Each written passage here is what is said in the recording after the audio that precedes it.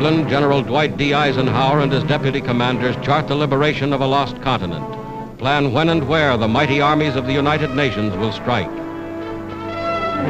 Today, northern France is that battleground. Into the building of their defense system, the so-called West Wall, the Nazis poured the slave labor of conquered nations. Pictures made by the Germans themselves to impress their satellites with the strength and invincibility of their fortifications.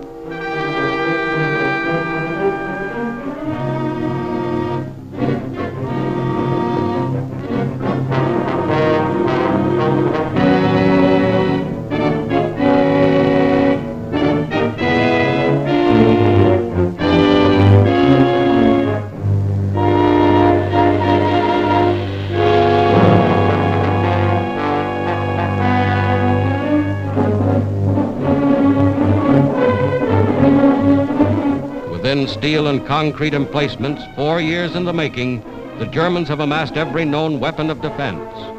Whether those weapons are enough to stop the Allied onslaught will be proven in the struggle that lies ahead.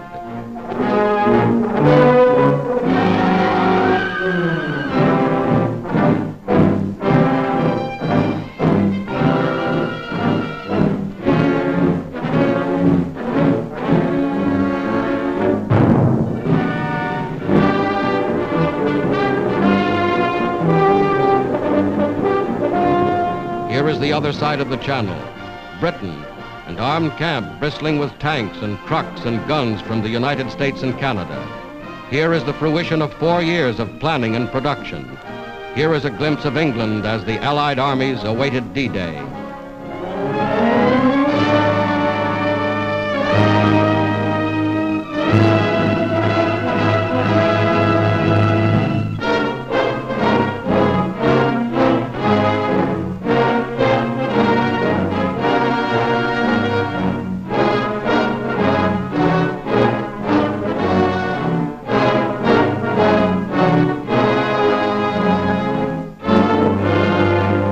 Locomotives built to run on continental railways, freight cars and tank cars to replace rolling stock destroyed by the Germans. All this and more is included in the gigantic preparation for invasion. Here is something of the gigantic naval armada assembled to transport the Allied armies across the English Channel.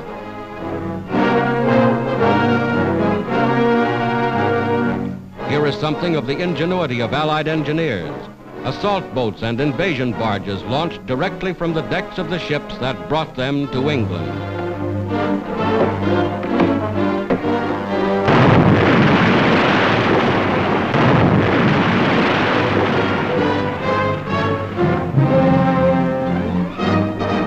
Week after week, the fleet grew in numbers. Steel ships of every description, ships expressly designed and constructed for the mission upon which soon they were to embark.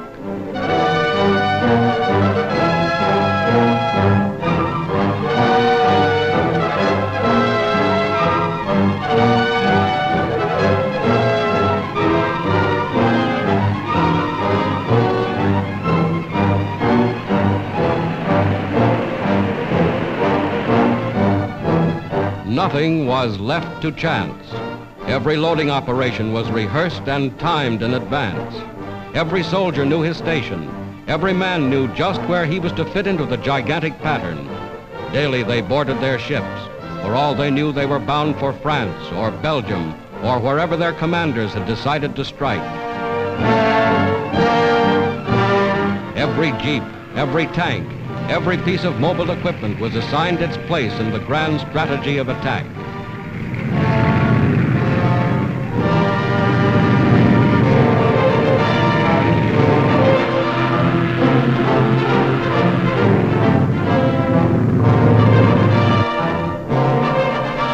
Then on the 5th day of June, 1944, just as you see them here, a fleet of more than 4,000 ships put out from England. This was D-Day, 4th anniversary of the Battle of Dunkirk, and the Allied armies were striking back.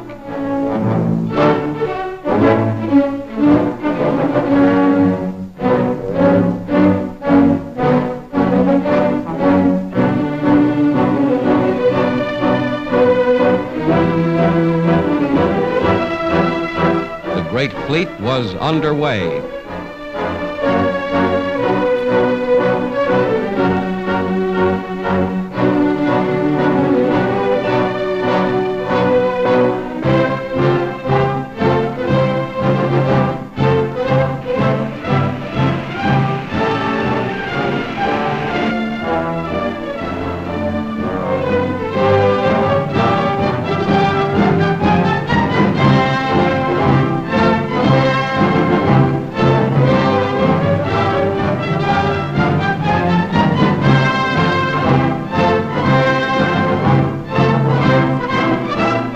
Morning of June 6th, this was the battleground. Fierce fighting around Caen. Vast squadrons of bombers and transports led the way. More than 11,000 planes spearheading the attack. Paratroopers landed in Normandy behind the coastal defenses. Landings made with timing and precision, perfected only through scores of rehearsals like this.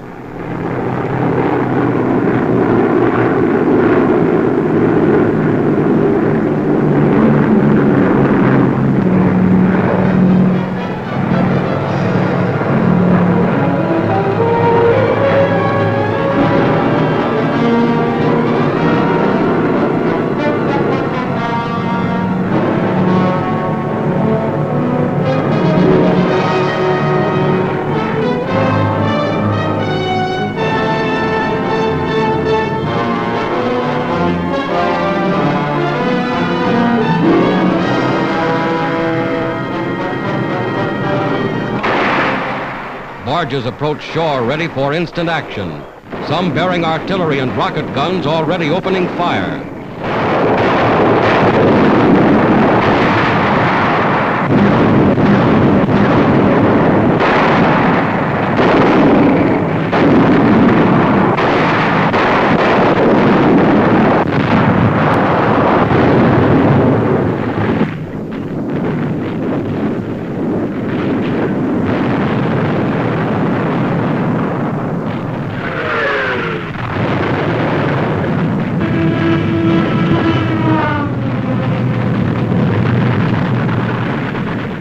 Today, just as in these scenes, the armies of the United Nations have made their first landings on the soil of Western Europe.